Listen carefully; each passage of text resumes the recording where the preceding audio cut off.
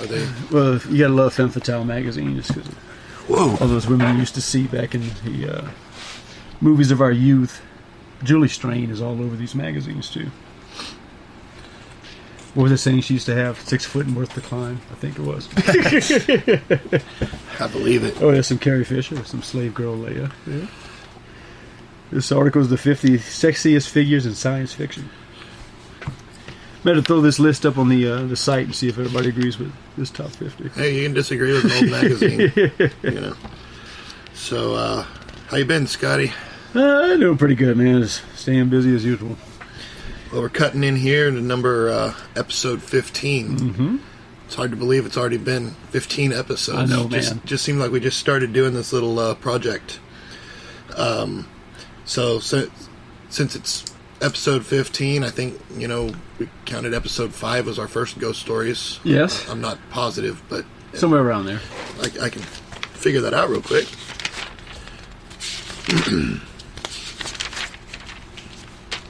Oh, shit, I guess I can't. Wrong notebook. But, yeah, I think it was episode 5. Anyway, so we're going to talk about some more ghost stories. You said you had a few, and I did a little research. There's been some places that I've been to, where some stuff occurred. So yeah, let's get it going. Welcome to the Scary Dad Podcast, episode 15, Ghost Stories, part 2. I'm not going to put part 2 because we're going to talk about ghost stories quite a bit in this thing. Yes, ghost stories are always fun. So let's get right, let's get right to the history segment here and talk about what happened on this date. This is January 23rd, 2017. What happened on January 23rd in history? Well, in 1570, James Stewart is the first person to be assassinated by firearm. So through all of human history, there weren't firearms, and then there were firearms, and you weren't the first person to be killed by one, but you were the first public official to be assassinated by one. So congratulations, Mr. Stewart. That was one accomplishment. To that we salute you. Here's something a little bit more in line with our normal, with our actual story that we're talking about tonight. 1897, Miss Elva Zona Hester was found dead in Greenbrier County, West Virginia. The resulting murder trial of her husband is perhaps the only case in U.S. history where the alleged testimony of a ghost helped secure a conviction. Really? Yeah, so actually, whenever I saw this, of course, I had to dig a little deeper, so I looked up the story, and it's totally true. So basically, what occurred was, Elva Zona Hester, she met and married her husband, and they moved into this town, and he worked as a blacksmith. And she was found at the bottom of some stairs, dead. And by a boy who was like a porter or like a messenger. He went to the house, he found her dead, he ran off to tell his mom. By the time the doctor got to the house, the husband had already cleaned and dressed her and was holding her and mourning the death. And so as the guy was kind of agitated, they use words that right now would immediately bring the police, but he was agitated and inconsolable, and so the doctor never quite did an examination on the body. But it was all thought to be an accident. She was pregnant, she fainted, she fell down the stairs, she died. So something happened, but they never quite checked what. So they buried her, case closed, it's over. Then the mother started being visited by her daughter's ghost. Elva started visiting her own mother and telling her that she had been murdered. So the mother went to the authorities and demanded that the body be exhumed. And I didn't write down, nor do I remember all of the details, but it was a pretty serious legal complication because it was pretty much case closed. Right. But they finally did it. They exhumed the body, and when they did, kind of the same stuff that causes people, like exhumed people, to be perceived as vampires. Her neck was broken, her windpipe was crushed, and she had choke marks and handprints on her body. Natural causes. Natural causes. The quick burial, the quick turnaround had hidden it. The bruises didn't show up because she was dead, but they showed up after death. Right. So anyway, the husband was tried, convicted, and I believe hung for the murder. But, yeah, the mother, and that was another thing where she had to prove, like, not prove, but she had to, like, go under all kinds of crazy scrutiny and say, no, I didn't dream it. It wasn't a dream. It's not a hunch. Her ghost visited me and told me that she had been murdered. That's pretty crazy. Man. So, yeah, 1897 on this date. Justice was served. This is when today's the day she died. Notable births. This date in 1944, the world accepted Rutger Hauer from The Hitcher and so many other wonderful movies. Blind Fury being one of my favorites. Blind Fury, Blade Runner. Yes. A cousin of mine posed a question on Facebook the other day. What was the first movie you remember seeing at a theater? Blade Runner is actually the first one I remember distinctly waiting in line for my ticket and everything and seeing it in the theater. Empire Strikes Back. Cool. I was 2 years old when it came out. And I remember flashing lights, and I remember not really understanding the words, but I remember the of Darth Vader. You don't remember how much the ticket was, do you? No. I remember mine was 75 cents for Blade Runner. Wow. Yep. I'm old. I'm getting there. So, this date, January 23rd, notable deaths. In 1803, the world lost Arthur Guinness, the owner of the Guinness Brewery, the one who started it all. Okay. It was a really shitty year for art, too. Because in 1883, we lost Gustave Doré. In 1944, Edvard Munch. And in 1989, Salvador Dali. And then in 2005, on this date, we lost Johnny Carson. He wasn't an artist, and he wasn't scary, but... He was an artist when it came to comedy. He knew how to work a crowd. I can tie Johnny Carson back in with getting scared. So, like, when I was a kid, my parents used to send me to bed, and they would watch the news. They'd send me to bed at like 10. So I'd go to bed, they'd watch the news. After the news, Johnny Carson came on. And after Johnny Carson, MASH came on. And if I was still awake when I heard those tones, that The Suicide is Painless, that theme song from MASH, that's when my parents would turn off the lights and go to bed.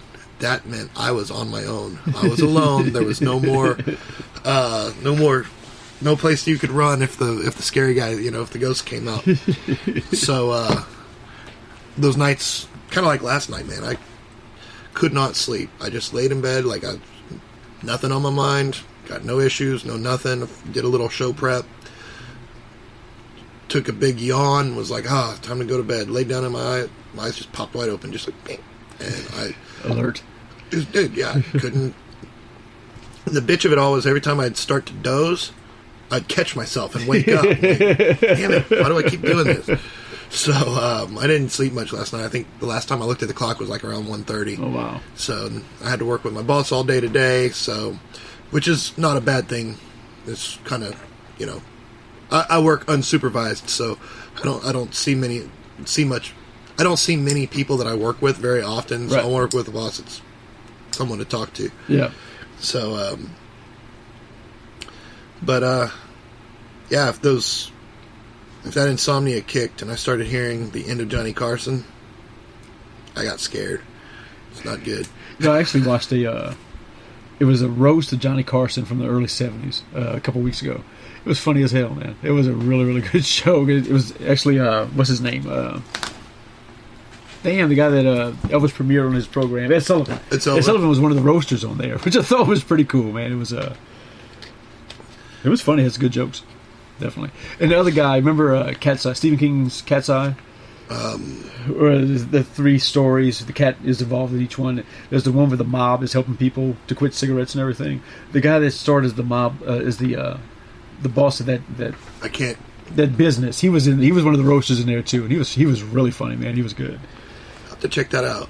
I like watching those old vintage TV shows. Oh yeah. There's the off-air antenna. There's a couple like the game show channel. Well, that's where I saw it on. Is that what you saw it yeah. on? Dude, I don't know what it is. I mean, I do drink beer and whiskey, but there's something about just kicking back and watching some of these old Match Game 78 is incredible. You know, man. watching like Let's Make a Deal, and they get all excited about, you know, this old brown furniture or like a console TV, and it's like actually, because you and I collect vintage stuff, we like old, like, it's cool stuff. Yeah, that's cool stuff. You know, except when you see the Chevy Chevette given away, you don't know what you're getting right there, do you? You're getting a lot of auto repair bills in this car. But Match Game 78 is so funny because apparently it was it's Match Game, but they had one 78, 77. It was followed by the year. It was supposed to be set up as a bunch of stars just hanging out. You know, in the early days, they would smoke cigarettes and just make off-color jokes and everything, and it's hilarious, bro. There's some racism in it, you know. There's just some really, really off-color humor as far as a lot of sexual innuendo, and it's Richard Dawson's in it. That's before Family Feud and everything. And he was a pimp, dude. He was straight up. He used to host the Playboy mansion parties and shit on TV.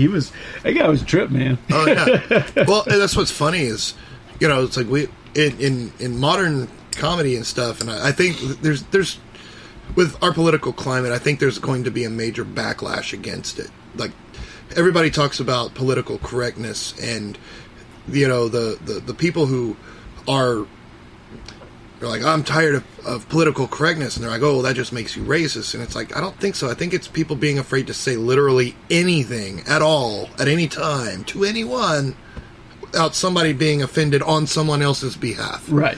You know, if you got two guys sitting around, one of them's white, one of them's black, and they're both making jokes at each other, it's not your job as a third person to be offended on either one of their behalf. Like, just shut up. And if a comedian starts telling jokes and stuff, and there's off-color humor or sexuality, you know, there's kind of a backlash against that whole. Right. It's not even a matter of being like sensitive or aware or even nice. It's just a matter of being human. Right. I mean, we joke about our differences, and that's what makes things funny. Well, the thing about it is, I tell people all the time, anything can be funny. There is not a topic that someone somewhere will not find funny. And it's just the way it is. You know? Exactly. Everything's funny. You can find humor in very dark things. It's just the way it is. Well, and the best comedians always have. Yeah. And I think what's happened is it's gone so far to one end that, you know, a lot of our comedians, people like George Carlin and, you know, Rodney Dangerfield even, I mean, they exposed some of that, like, underbelly of society, and they woke up people to the existence of, you know, bias and, you know, latent racism and, you know, how stupid it was to be homophobic and all that stuff. But then it's gone such an other direction where if you find humor in anything, then instead of laughing with you, you're laughing at them, and it's you should feel bad about that. And I know you got to keep free speech open. Yes. You got to keep ideas exchanging and those sorts of things. You know, there's a YouTube video on that subject of Patrice O'Neal going against a feminist because his shows are rough. They're hilarious. I love Patrice O'Neal. You know, R.I.P. Rest in peace. But he was incredibly off color. And him and this feminist, he ripped her apart. Oh yeah. You know, he actually said, "Have you ever even seen my show?" And all she had done was she had read about some of the lines that he said, and just protesting and she was just going all out against him. He tore her up. He actually went through and explained what each of the things in his act meant, and he told her, said anything can be funny. Mm-hmm. You know, somebody can make a rape joke, and somebody's going to find it funny. You know, you might not, but we can say it if we want. It's okay to make jokes about anything. That's the point of, like, if I'm offended, then it's my prerogative to get up and leave. Yes. To walk out and be like, I don't like that guy. Because there's a lot of, I'm not offended by much, you know. But there is a lot of stuff I don't like.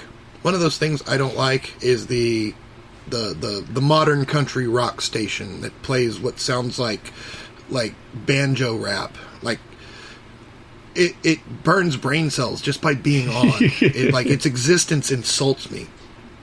I don't waste any energy hating it. I just don't turn it on. Most radio stations, yeah. You know, like, I just kind of like, whatever. You know, I listen to podcasts and heavy metal, you know. And other people love it. And more power to you. Yeah. It's great.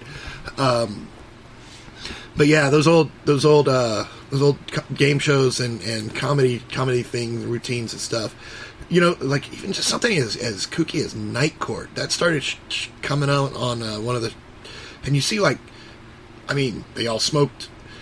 It was dirty New York. It was before Giuliani cleaned it up. Right. You know? Yeah. It was when Getz was out there shooting people on the subway and everything. Yeah. Yeah. It was a different time. And sure. you know, you see all the graffiti and all the stuff in like the opening scenes and stuff, Yeah. and just kind of how messed up New York was back in the show as a kid. in the 70s and 80s, and you know, now you go down to Times Square and instead of like porn, there's like Subway and Chipotle and stuff. It's all like they turned into an amusement park. Yeah.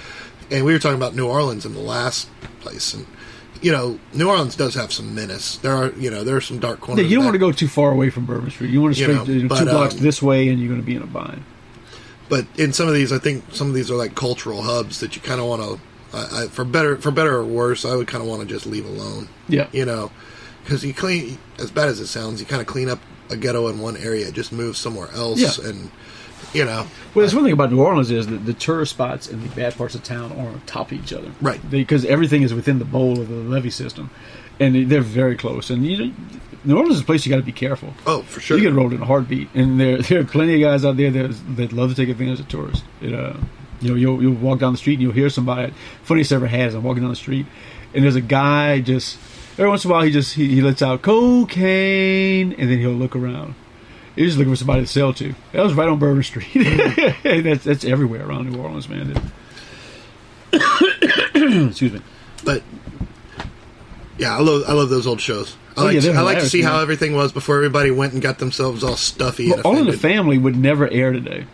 There is no way it could come on television today. Well, look at Seinfeld. Seinfeld was completely G-rated as far as like what language they used, but the innuendos were, and you remember at the end they got busted for being horrible people. Yeah, and it's like they Good Samaritan law.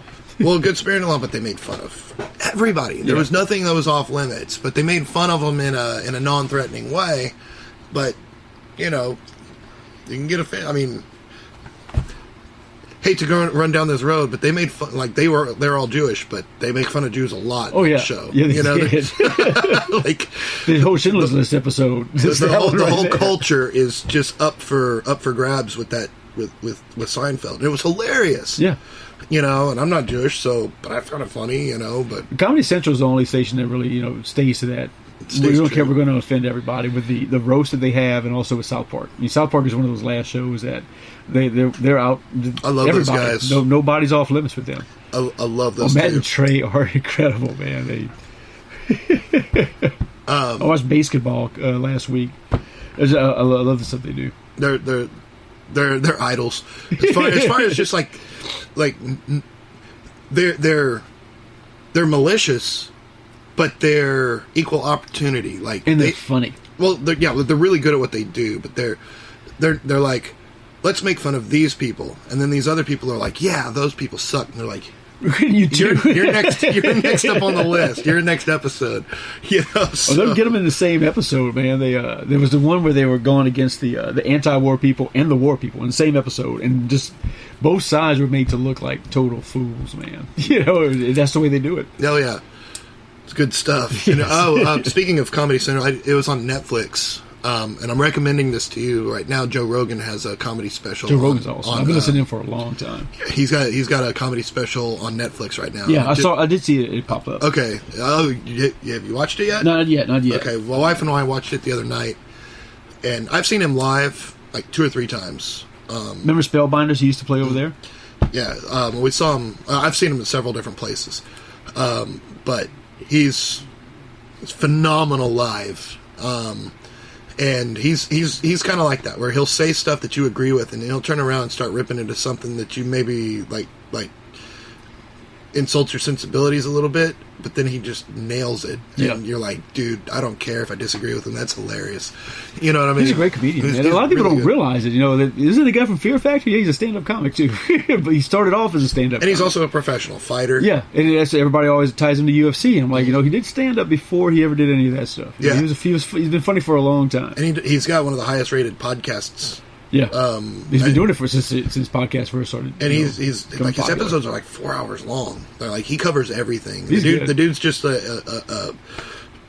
he just knows things. Like he reads constantly. He's just got a wealth of knowledge. It's great. He has one of his CDs he actually recorded in Houston as Spellbinders, and it is great, man. It is a really, really good one. He talks about how he's like, in Houston, there's more strip clubs than gas stations. He goes, there are people over in churches, when people give you directions, they're like, take a right to the men's club, go down the Treasures, take a left. Yep. And it's true. That's how Houston is. But he's a funny guy, man. He's on point politically. He covers, like you said, he covers all bases. He has a good bit he does on the initial Afghan war, which was really funny. That dude's awesome.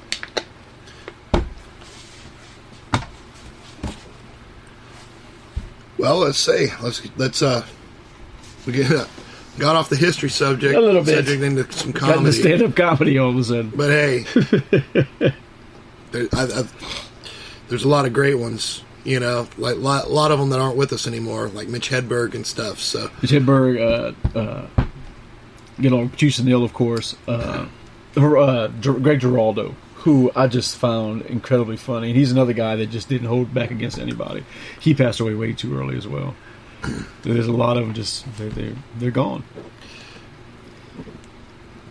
Oh, we'll have to talk about that in a future episode. Oh yeah, because I've seen quite a few of them. Dude, I love stand-up comedy, man. I'll for years I've been a big fan of stand-up comedy. Used to always go to Spellbinders, Improv. There's an open mic night down on the south side of town.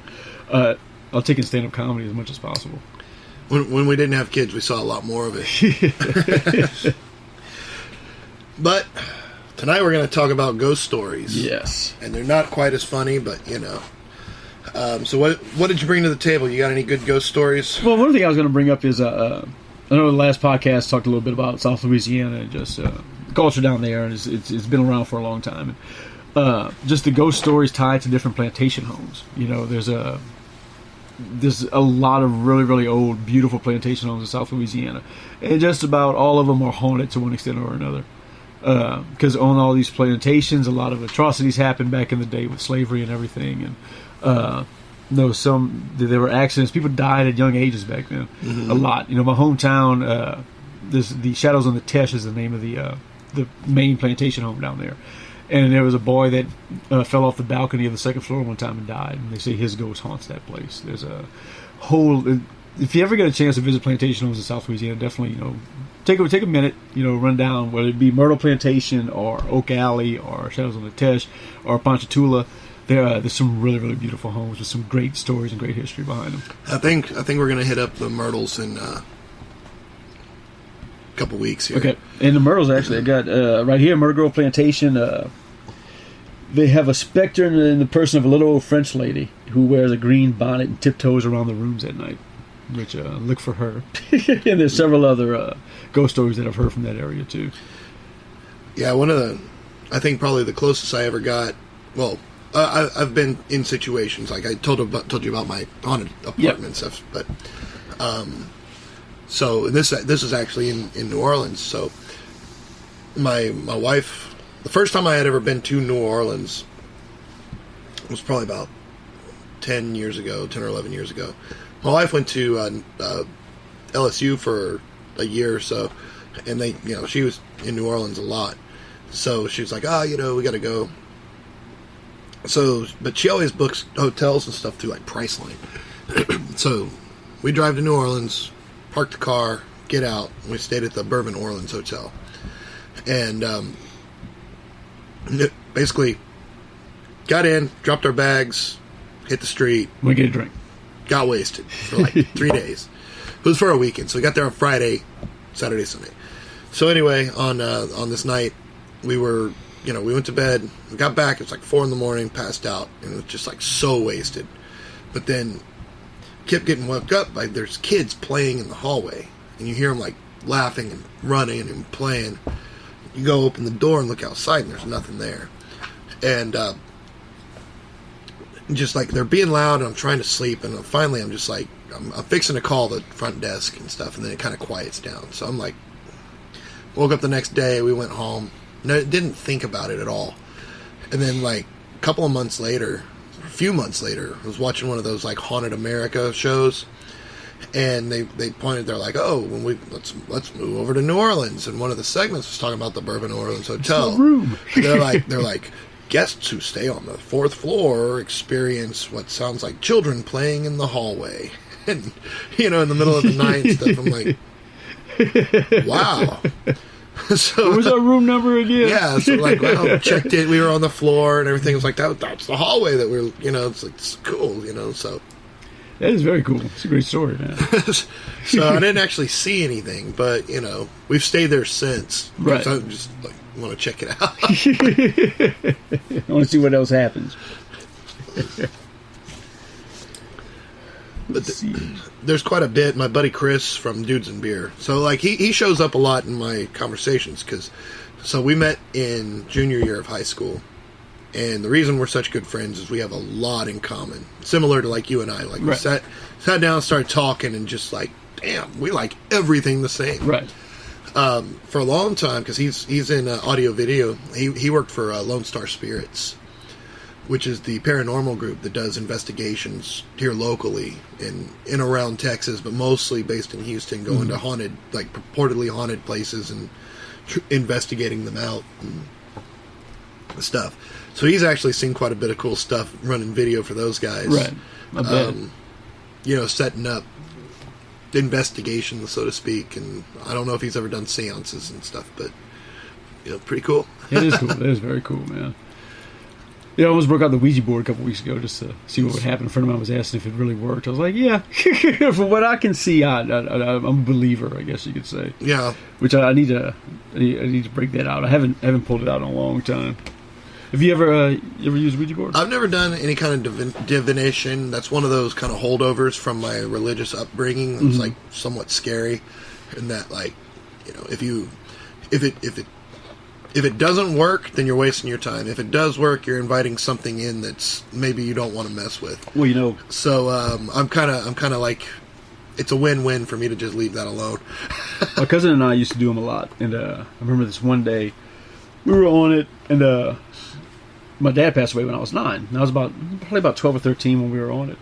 And this thing was saying that it was my dad. And, I did research afterwards just to see some of the things that happened, why. And first it misspelled my dad's name, which, that's possible, but reading later on, so that's one of the signs that it's not the person you're actually talking to, that it's something bad that's happening.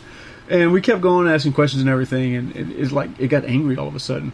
It is no lie. I mean, all of a sudden it started spinning real fast, and it wouldn't stop on anything anymore. And all of a sudden it started stopping just on random letters, and then it went off the board. Oh wow! Yeah, it was pretty crazy, and it scared the hell out of me and my cousin. And we stuck it up in the cabinet. I'll never forget. We put it up in the cabinet above the dryer in his mom's laundry room. And the next, probably a few hours later, we heard a noise, and we went. It had fell out. The cabinet door was open, and it fell out, and it was laying on top of the dryer. Which, one, we hadn't put it in any way that it would have slipped. Two, it's not heavy enough to push the door open of the cabinet. But that kind of freaked us out a little bit. I think it would. But we didn't. We kept using it anyway. It didn't stop us from getting on it and everything. But those are pretty cool, man. They you see some stuff. See, I think it's weird how like, because so I've told you about this podcast I listen to called Lore. Yeah. So one of the other ones that I have picked up, there's one that does like Mysteries Abound is what it is. Is it Mysteries Abound? I don't know. I'll look for it and I'll link to it. But somebody was pointing out how this one episode of this one show, which I will find for you and tell you what it is so you can listen in, was talking about Harry Houdini and this one medium that they were kind of rivals.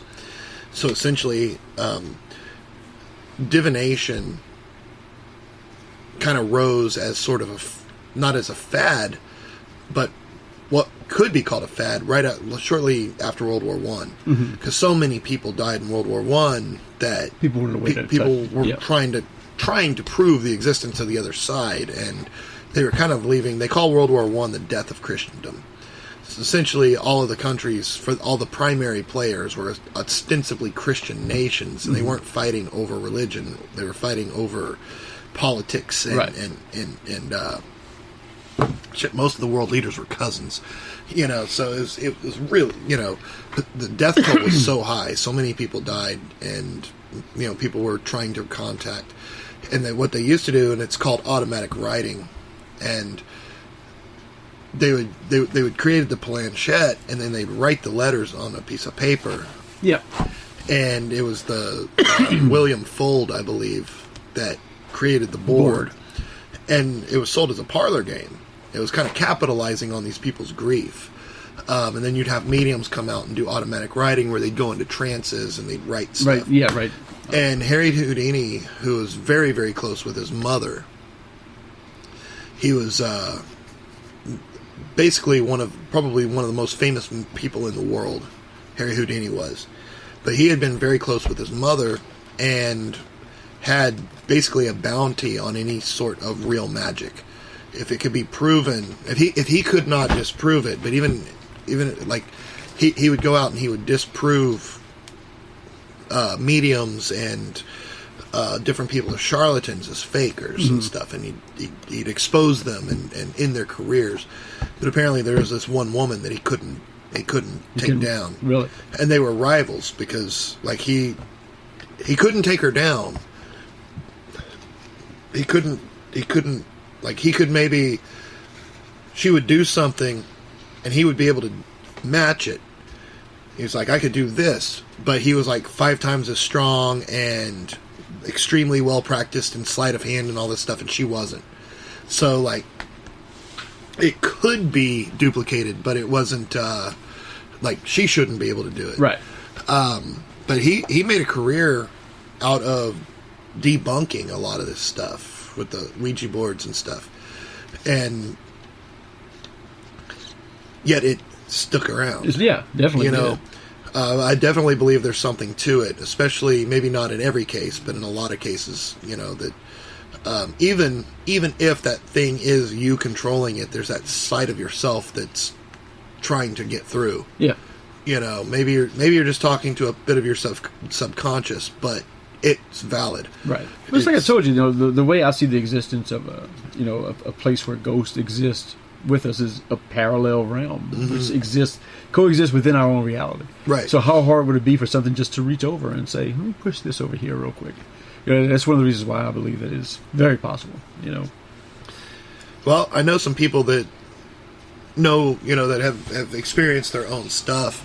I met my wife at a bar called the Stag's Head Pub over off of basically Richmond and Greenbrier. Yeah, I know what you're talking about. And the bar, okay, so the Stag's Head Pub opened in like 2002, I think. 2001, the owner lost the ale house. The ale house was an English pub that was at the corner of West Alabama and Kirby. And it had been an old farmhouse. It had been there. It was like 100 and something years old. And it had been in the... since it was a farmhouse, kind of the River Oaks area was kind of like the boondocks to downtown when it was built. But it was a farmhouse and it was a speakeasy, like during Prohibition. Uh-huh. It was several other things. It was like a restaurant. They said it was a brothel, but there's like no proof that it was. But it was a strip club and different things. And finally, it was an English pub, and it was an English pub when I knew it. But it was also reportedly one of the more haunted places in Houston. And I used to go there and drink, with friends and hang out, and everybody talked about it. I mean, it was not an open secret. It was an open. Everybody talked legend. About everybody knew about it. All the employees had some sort of run-in with the activity. There was 3 different ghosts that they say was there. There was one named Maggie. There was one that looked like a sea captain, and then there was another one called the Servant that didn't really have a name, but there was 3 ghosts. And basically, the sea captain would like sexually harass the female bartenders and stuff, and, like pinch them and throw stuff at them. But chairs would get moved, lights would change, and people would they had an upstairs and a downstairs. So the bartender would clean up and put the chairs on the tables and then go downstairs and then come back up and all the tables would be down. Or vice versa and stuff like that. But everybody had a story. Unfortunately, the land got... Holiday, the owner, Michael Holiday, lost the lawsuit. He owned the land that the alehouse sat on, but apparently whoever sold him the alehouse should not have sold him the land that it sat on. And the land was actually owned by the people who owned the Borders books, which is now gone. They're bankrupt and gone. The Borders books tore down this historical old home so that they could have 12 parking spaces. Jesus. Yeah, they're selling history books and ghost stories inside. They've got a real haunted historical monument in their parking lot, and they tear it down to make 12 spaces. And then they go bankrupt, so good on them. But, they're taking that away for a short time. Yeah. But anyway, it got torn down in 2001. But when I used to work event promotion for the bars, we were doing an event at the ale house, and we had stuff going on downstairs in the patio and, in around the bar. We were using the upstairs as a staging area. So all of our extra lights and boxes and road cases and, they used to have live music there. I mean, it was a nice, big, open bar. So I go on my break to grab something to eat. So I go upstairs. I, take my food, take my smokes. I go upstairs, and my boss is up there, and she's up there with a couple other people. And so she's talking with people, and she's, doing this and that. And I finish my snack. I finish my smoke. She and I chat for a few minutes, and I'm like, well, got to get back. She's like, oh, you're not going anywhere. And I was like, yeah. well, what am I supposed to be doing? She's like, you're staying up here with me until somebody comes up. I was like, okay, well, like, and in my head, I'm kind of like, why are you telling me I have to stay up here with you? Like, what's going on? This is weird. And she's not the kind of person that was, she was very popular girl and charismatic, and, it's like, she was very serious, and like, you are staying here, and we never talked about anything. Okay. I'm sort of like, lit another smoke, and I'm like, so, she goes, this place is haunted, right? I was like, I've heard. She goes, the ghost primarily picks on girls, right? I was like, yeah. She's like, every time I'm alone in a room in this place, the ghost pinches my ass. And I was like, so I cannot be alone in any room by myself crazy, in this building. So you're staying up here with me till somebody else comes up, and then you can go back downstairs. And I'm like, all right. That's crazy, man. But yeah, I know Chris did some stuff with Lone Star Spirits there. They filmed all kinds of crazy stuff. Okay. So talk to him sometime. Maybe he'll post up in the comments about some of the stuff he saw. There was a Houston restaurant I remember hearing about that used to be very, very haunted. There's the Spaghetti Warehouse. That's it. That's what I'm thinking of. Yeah. And is this still open? Oh yeah. Okay. All right. I've eaten there. I've heard the story in there. I was going to do that, but I ran across, the Spaghetti Warehouse is above. It's. Well, no, I'm wrong. Spaghetti Warehouse is its own building, and it's been there for a while. There's another area that there's a ballroom. Okay. That's nearby. That's also purportedly haunted, but. All of those buildings, have had quite a bit of history. Oh yeah, they've been around for a long time. I said this has been around for a long time. The oldest bar, I think, in Texas, actually, especially it is certainly in Houston, is a place called La Carafe, and it's reportedly haunted as well. And it's in Market Square, and it's like a really thin little. I mean, the whole bar is probably as wide as this room that we're in, with the bar included. Right. And if you go down to Market Square, you can see it. It's like it's between two other buildings, and it kind of leans to one side. The way old buildings should, if they don't get torn down like Houston likes to do. But it's been there for 100 years easily. And the owner has all kinds of... It should be haunted. If it's not, it should be. But the owner has all kinds of really cool old vintage pictures. Like paintings, or not paintings, but photographs and news clippings from stuff that happened decades ago. It's cash only bar. They don't use electric light. It's all candles, and it's just a. I mean, it's kind of like a gothic dive bar, really. It's got regulars. I mean, it's a lively atmosphere, but they just they just do kick it old school, so to speak. Okay. But I used to know everybody that worked at every bar back when I used to do the event promotions in the bars. But I used to know somebody who worked at La Carafe that would say, like, they would lock up and they'd go get in their car and they'd look up and they'd see somebody standing in the upstairs window and be like, shit, I trapped a customer. Like, I locked up with the customer still inside, so he'd go open back up and go search the building and nobody there. And yeah, so that'd be a wild feeling, man. At 2 a.m, that's scary shit right there. No shit. I don't know if I'd go back in. They'd be stuck there in the morning. Yeah, you can get out in the morning.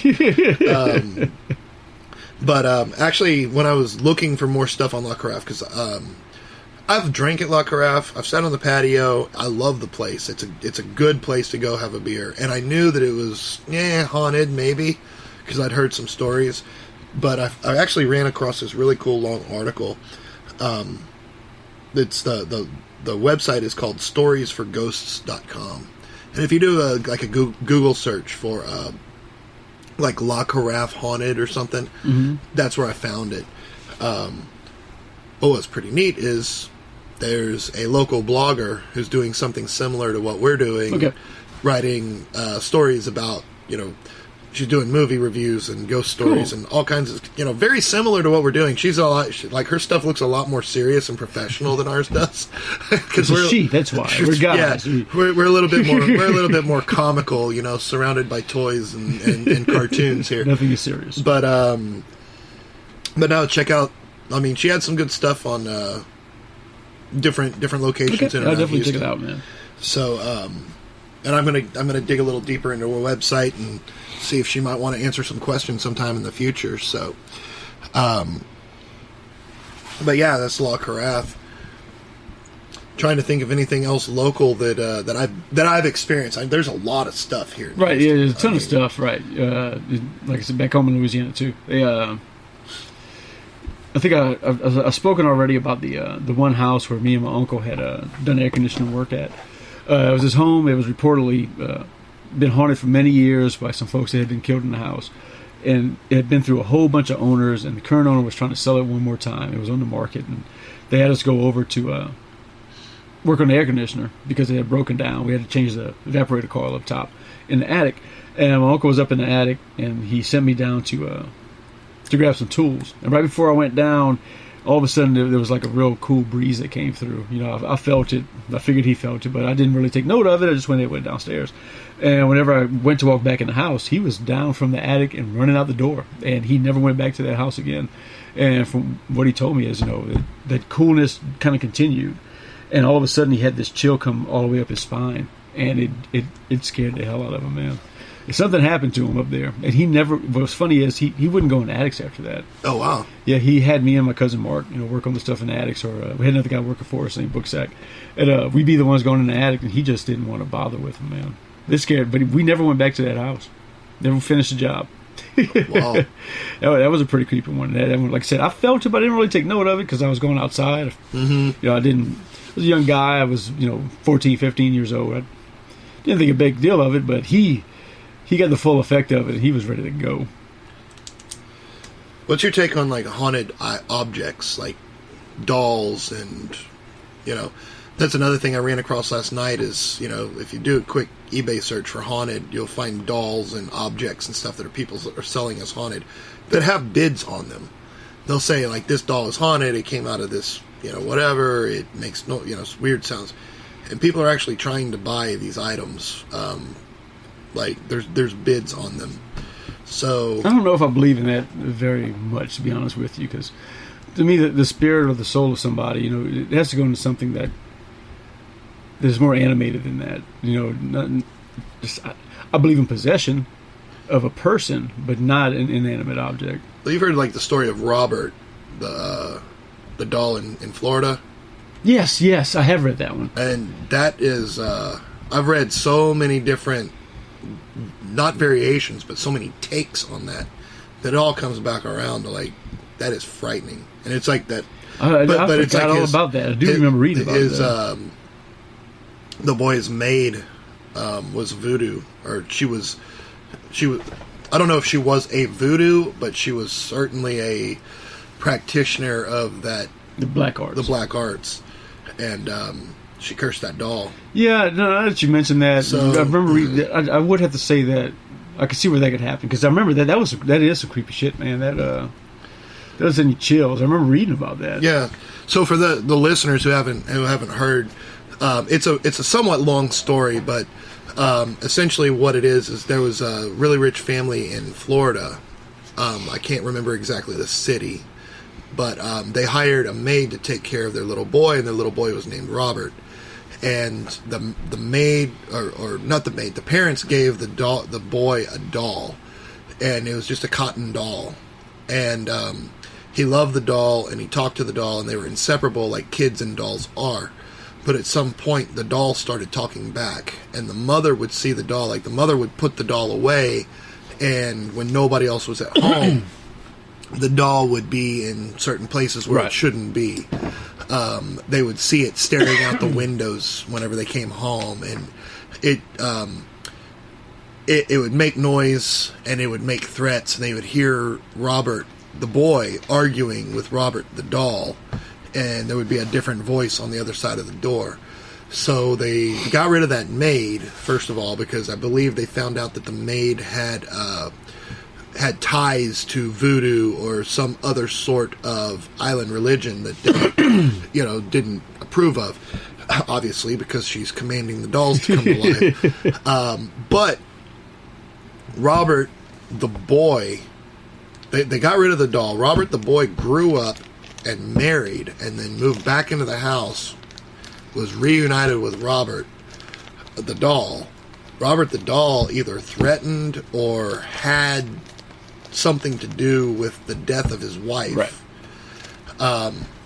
And then subsequent owners of the home have encountered Robert and had Robert, like, disposed of, haven't had Robert threaten them in some way or another. But always coming back. And coming back. So now he's in a museum, and he's locked in a box that he can't get out of. But it's one of those where you read a ghost story, and then you go back and you're like, well, here's what the skeptics think. It's this, that. There's nothing. What can you do to?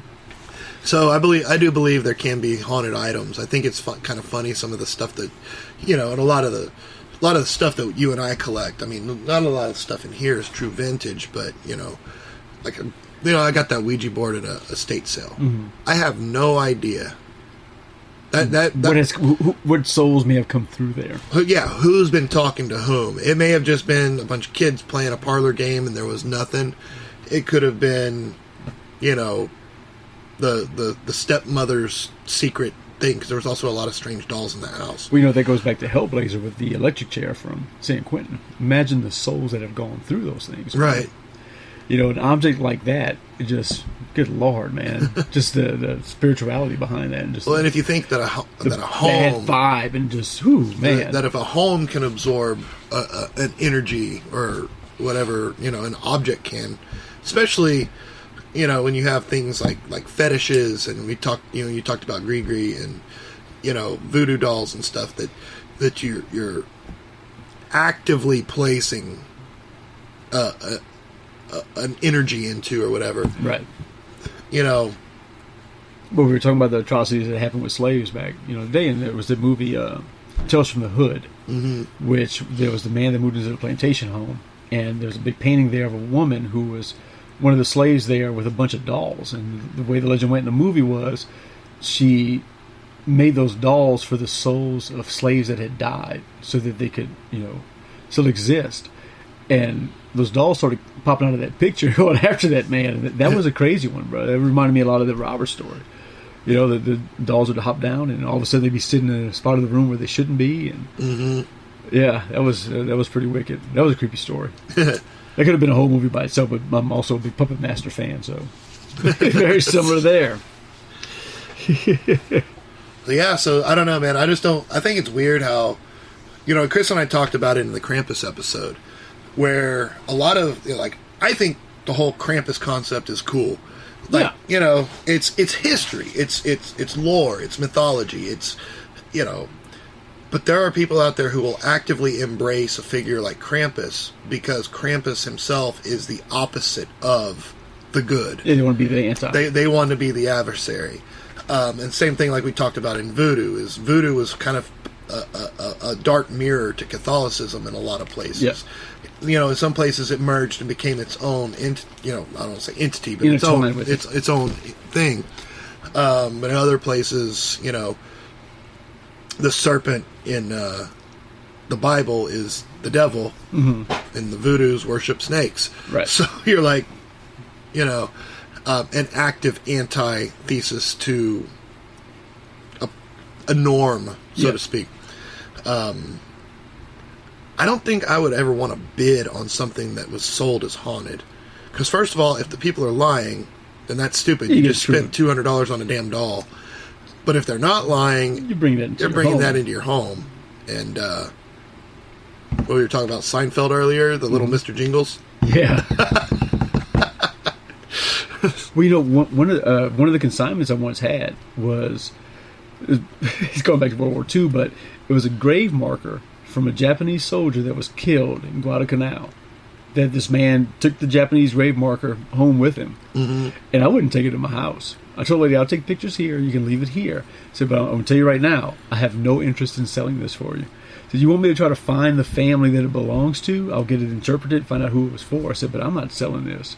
Because there's no way I was going to bring that negative energy to me. There was a lot of trophy collecting from World War II. There was obviously a lot of bad blood on all sides. Yeah. But it happened more in the Pacific Theater where they'd bring home skulls, ears, all kinds of stuff. Teeth. My grandfather had a bayonet, and he was a tank driver, and he was in Saipan and some other places in the Pacific Theater, but he saw the most action in Saipan. But he said the only one that he ever knew that he actively killed, he rolled his tank over. And the dude was trying to run up on his tank with grenades. Like, he had anti-tank stuff, and he turned the tank and rolled him up in the treads.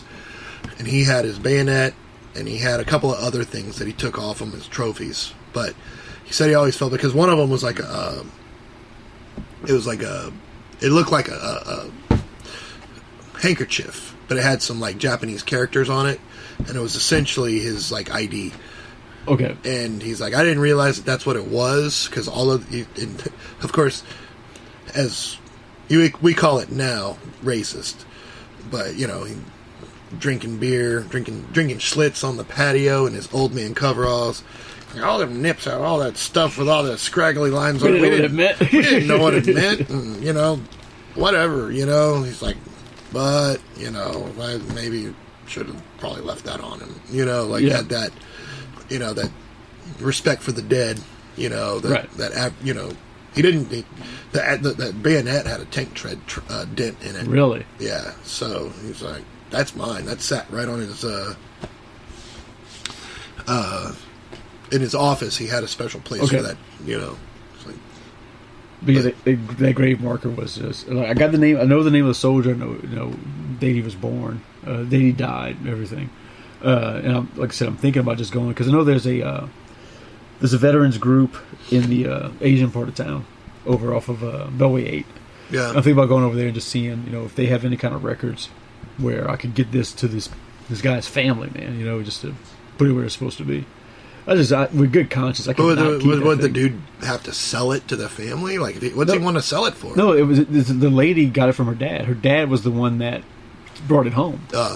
And so she has a whole bunch of stuff. I got a ton of actual munitions that he brought back from Guadalcanal. I got half of a helicopter blade. Oh, wow. No, I'm sorry, a Japanese Zero plane. I got half of a blade from the propeller of one of those. All kinds of stuff. He actually just cut it with a hacksaw, which sucks because I can't prove where it's from. It has the shape and it has the stripe coming down it, but it's just a 3-foot section of it. And she also had this grave marker that he brought back with him. and she's just she's sitting there with it. Just wanted to get rid of a whole bunch of it. But yeah, I got tons of rounds from M1 Carbine, and the clips, and the box that it originally got shipped in. Wow. Yeah, it's pretty cool. My strange as it is, my I don't know why somebody would do this, but my brother-in-law, they have the neighbor. I mean, they just recently moved, but they have a neighbor that lived next door. Never talked to him. Never said anything. You know, just Colin goes outside one day, and there's stuff sitting out there for heavy trash, and there's just boxes and stuff, and one of the boxes fell over, and all these helmets from World War I fell out. Yeah, and Colin's like, "Are you throwing this away?" And he's like, "Oh yeah, you can have whatever you want." So like 2 boxes were like old records, like Victor Victrola records. Yeah, 78s. You know, and helmets and all kinds of other shit from World War I. I've got one of them in my closet. I got one of them. He gave one for Christmas. The one he kept has like in I don't know if it's, I don't think it's chalk, but it's some sort of white writing. It says Argonne Forest 1917. This is very cool. You know, and it's still got the liner and everything in there. It was the dude's like freaking grandfather or father. See, holding or something. stuff like that, just holding it's something that's part of history like that. Just gives me chills sometimes. Oh yeah, you know, and most of the ghosts. You know, it's like, you know, we're hitting the end of the episode here, but I have an ex-girlfriend. Her dad was in the Navy, and I don't remember the name of the ship, but apparently this one ship that if you go on this ship, everybody who ever serves on this ship has the same dream. And there was apparently 2 guys, one of them fell overboard and another dude jumped out to save him. And if you serve on this, and they both died, and if you serve on this ship, you have the dream that you're one of the 2. Really? And you wake up, that's pretty crazy, and you've had that dream and you've drowned off that boat. And he had it, and everybody on the bit, you know, like everybody'd had it. It's like, but it just affects every single person. Right. Like, wow. That's crazy. You know, we'll, just real quick before we ended, one piece that I remember finding, I was getting a backroom tour of a museum in my hometown with my cousin Mark. And he was one of the volunteers there, did a lot of work with the museum. And we're going through a bunch of the stuff they hadn't been through yet, so that had been donated. And I find this bugle on one of the shelves, and I cleaned it up a little bit to where I could read it. And there was a regiment, our hometown, there was a date, and there was a regiment number on it. So I looked it up a little bit and did some research. You know, come to find out, and now I think about this was in my hand, this bugle was used by the local regiment from New Iberia, Louisiana, during the Civil War, when they were in Florida, going through the Everglades, the swamps. And what it is, the bugle guy would lead, and the rest of the regiment, it was nighttime, they would follow that bugle sign, and he's the one that would lead them out of the swamps and everything with the bugle that I had in my hand. Wow. That was just cool as hell to behold, man. That is incredible. Like, I love stuff like that. Yeah. We talked earlier, you know, if I ever get the Oprah money and I'd buy me an apartment in NOLA, those old, you know, old armors and arms and armor history, and you know, history. it's history in your hand. You know, and that's one of those things we talk about, like comic books, is, you know, there's a certain point at which you're playing collectible, but whenever you come back to a certain age, you're holding Americana. Yeah. You know, you're holding history. They'll never exist again. You know, stuff that's that's destroyed. Yeah, well, all those kids carried them around in their back pockets, and it was designed to be destroyed. It was printed on shitty paper, right? And like newspapers is what it essentially was. And you know, so you only have couple hundred or few that ended up in a drawer just under the right circumstances that didn't deteriorate, and it's rare. So that's the kind of stuff that you know, I'll get into, because as I get a little bit older and I'm looking at, you know, stuff I'm going to leave for my daughters and stuff that they're going to be like, man, Dad collected comics. I'll be like, did he collect like Dark Horse? No, not so much. But anyway, man, that's a whole other subject. Maybe we need to get Bob in. Yeah, we need to get some of the NOA guys on the show. You know, talk about some books. But anyway, man, check out storiesforghosts.com. I know it's kind of a free plug, but I was impressed in the couple articles. I'll definitely check it out for sure. And I'm gonna hit her up and say, hey, let her know that we're giving her a shout out on the show, even though this episode drops on 123. So no. Let have fun for Christmas first. Yeah, we are recording this in a little bit in advance, guys. We've got a lot of vacation coming up in January, so we didn't want to miss any episodes, so we got together and recorded a couple in advance. So today is either sometime before or sometime after 123. You'll be listening to this episode on 123, and if you're listening to it 5 years from now, it landed on 123.17. So if you get a little confused by some of our references, then that's why. But if you ever have any questions, hit us up. Send us an email. Like us on Facebook. Hit us easy on Twitter. to find.